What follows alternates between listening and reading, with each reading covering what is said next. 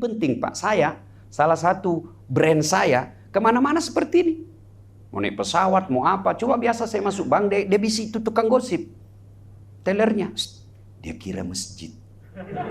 Karena dilihat saya pakai sarung. Tukang gosip. Nah, coba kalau Bapak pakaian ini. Kalau enggak bisa tiap hari, sekali sepekan hari Jumat. Mudah-mudahan mulai terbiasa. Bapak kalau pakai peci seperti ini, kira-kira Bapak nyasar enggak di panti pijat? Hah? Kalau Bapak pakai begini masuk enggak ke karaokean?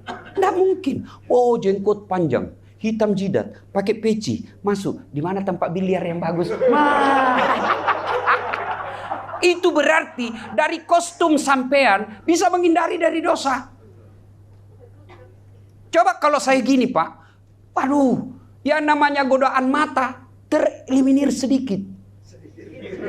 Nggak mungkin bebas 100%, nggak mungkin Pak, nggak mungkin. Tapi paling tidak dengan pakaian seperti ini saya menahan Pak. Lihat juga tapi sebentar, sekejap. Ini dulu yang harus diperbaiki, luruskan niat. Ini dulu. Ya, ini dulu dia, luruskan dulu niat. Selama niatmu tidak lillahi ta'ala, membela agama Allah, memperbaiki perekonomian orang Islam, selama itu pasti kau jadi budak di kantor. Pasti jadi budak. Capek, sakit hati, jengkel. Tapi kalau niatmu mengangkat harkat dan martabat perekonomian Indonesia, insya Allah tidak ada lelah. Kenapa? Orientasi kita bukan fulus, bukan karir. Orientasi kita apa? Saya mau mendapat kemuliaan dari Allah. Maka ini dulu luruskan niat.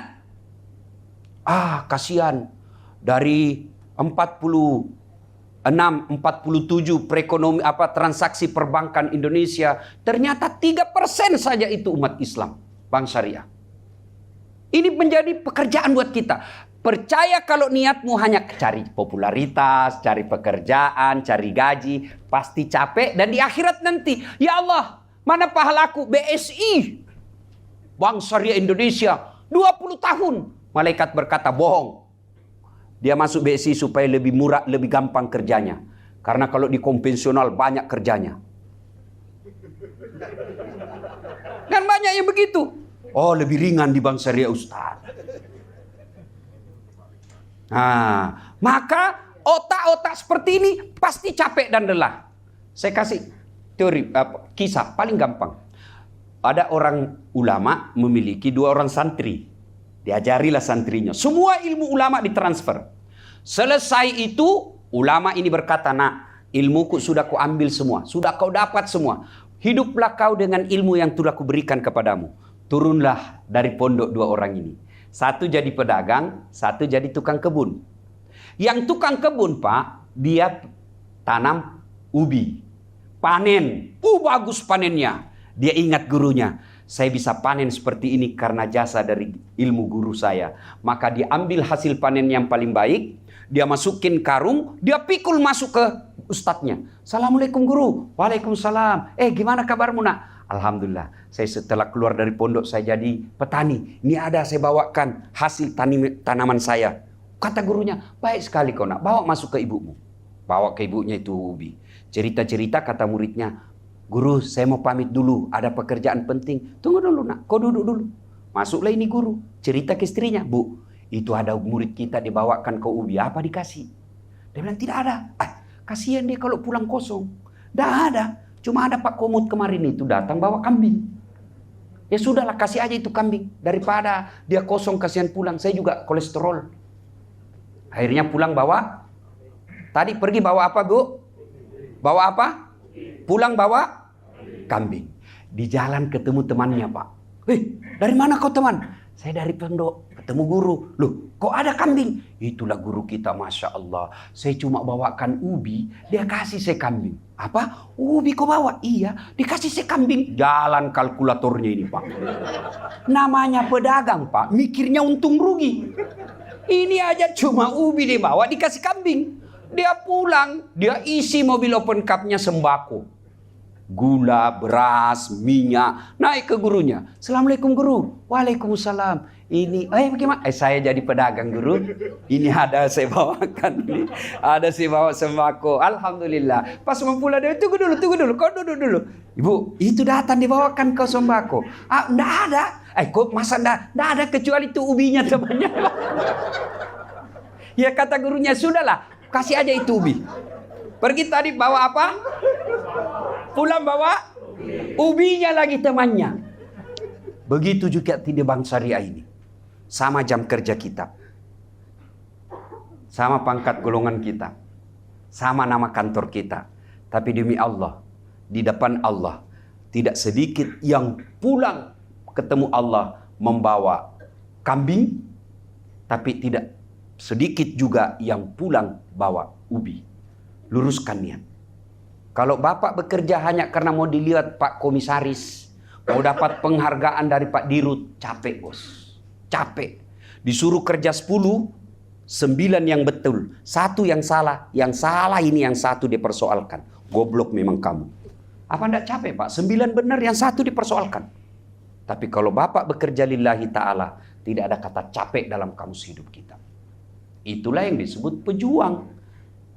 Kalau hanya jadi pegawai, datang ceklok 7.30. Makan siang, pergi lagi makan.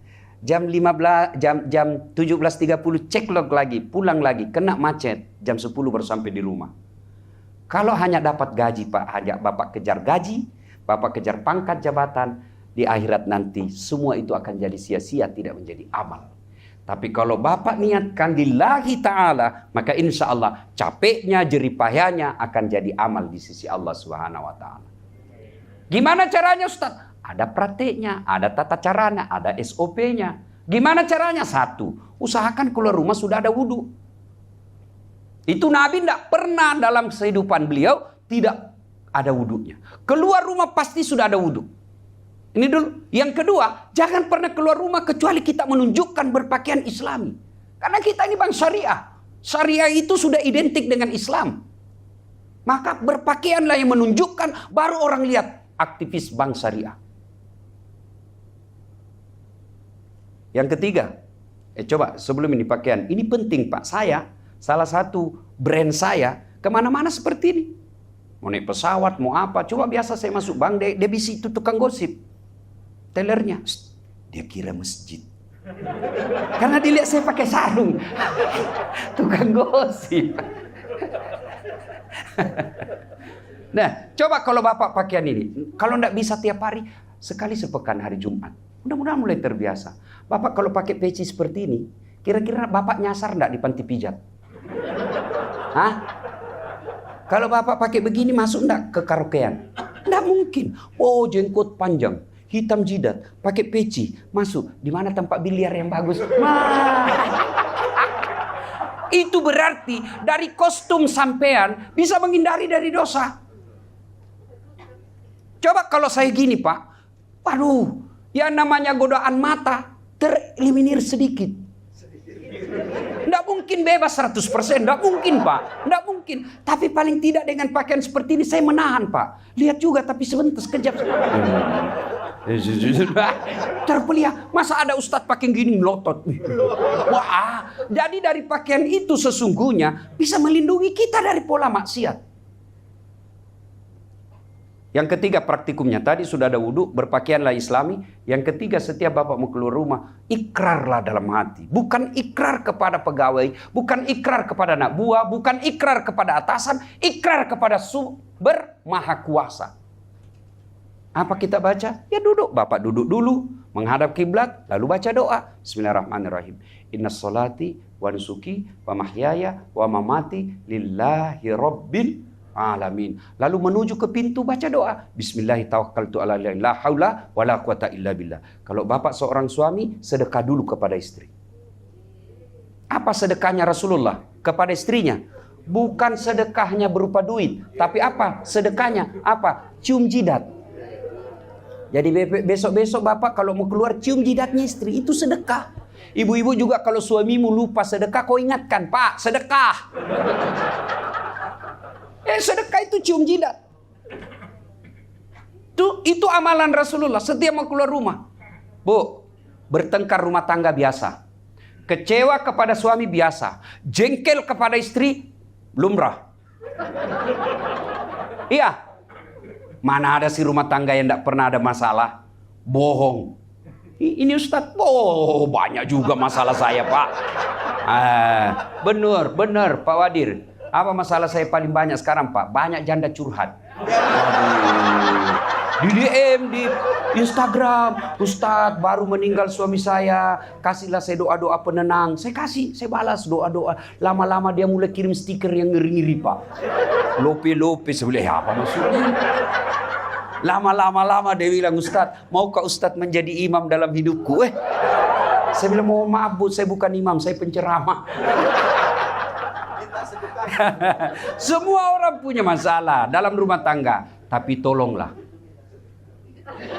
setiap mau keluar rumah, lupakan kesalahan pasangan kita semalam.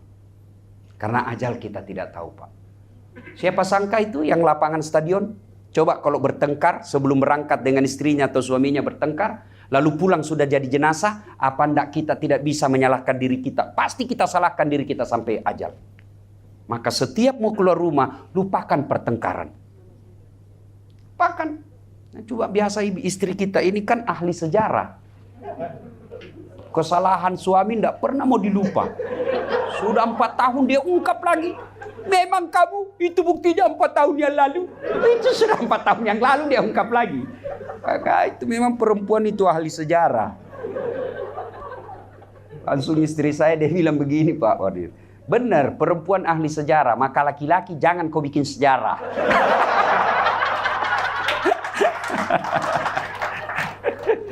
Ya, 2, Ibu Bapak luruskan niat. Bapak Ibu, tuan-tuan adalah aktivis Bank Syariah Indonesia. Tentu karakter dan gaya hidup harus beda. Kalau gaya hidup kita, karakter, tutur kata kita sama aja, beda casing saja itu, Pak. Tidak ada plusnya di hadapan Allah. Kalau kita betul-betul pejuang syariah, maka insya Allah akan membawa perubahan dalam hidup kita. Dunia dapat, akhirat juga dapat. Ketiga, poin kita sinergi. Sinergi itu kerja yang baik, persaudaraan, kerja yang saling menopang. Itu sinergitas. Tidak usah cerita dulu yang lain-lain. Coba lihat, Rasulullah mau lihat yang namanya mengutamakan ukhuwah, persaudaraan. Karena tidak mungkin ada sinergi kalau tidak ada persaudaraan. Tidak mungkin. Ya, coba lihat. Sinergi ini tidak mungkin ada tanpa persaudaraan. Tidak mungkin ada tanpa ukhuwah, persatuan. Nah, untuk sinergi ini dulu deh yang Bapak lepas di Bank Syariah Indonesia. Merasa saya dari Mandiri. Saya dari BRI. Saya dari BNI. Saya lebih besar. Ini yang banyak penyakitnya di Bank Syariah Indonesia. Selama masih ada sekak-sekak seperti ini, tidak mungkin kita bisa bersinergi dengan baik, Pak. Dan kalian yang di Bank Syariah Indonesia takabur kalau tidak menunjukkan kerja yang baik. Kurang apa BSI? Besar, Pak. Baru, kalau saya tidak salah belum 2 tahun kan kita sudah COVID baru diresmikan ini kan. Sudah masuk masa COVID. Belum 3 tahun, Pak. Tapi sudah punya gedung mewah seperti ini. Coba kasihan yang dari nol dia merintis. Bapak belur. Bapak alhamdulillah sudah mapan. 3 bank besar. Maka kalian keliru kalau tidak punya kinerja yang baik. Tidak perlu lagi Bapak cari kantor, cari ini. Sudah sampai langsung, Pak. Nah ini dulu yang diperangi bareng-bareng. Jangan ada merasa, oh itu dari Bank Mandiri. Oh itu dari BRI. Oh itu dari BNI. Maka selama ada seperti itu, maka tidak mungkin kita bisa bersinergi dengan baik. Persaudaraan. Dan biasanya yang merusak persaudaraan kita di kantor, 1, sombong. Apa yang mau sombongkan Bapak dengan kantor ini? Apa yang Bapak mau sombongkan? Padahal semua itu sementara. Komisaris, sementara. Direktur, sementara. Kaya, sementara.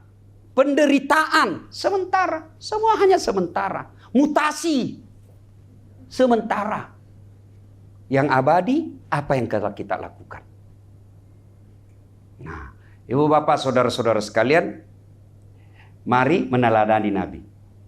hilangkan kesombongan. Tidak mungkin kantor ini baik kalau di dalamnya banyak manusia sombong.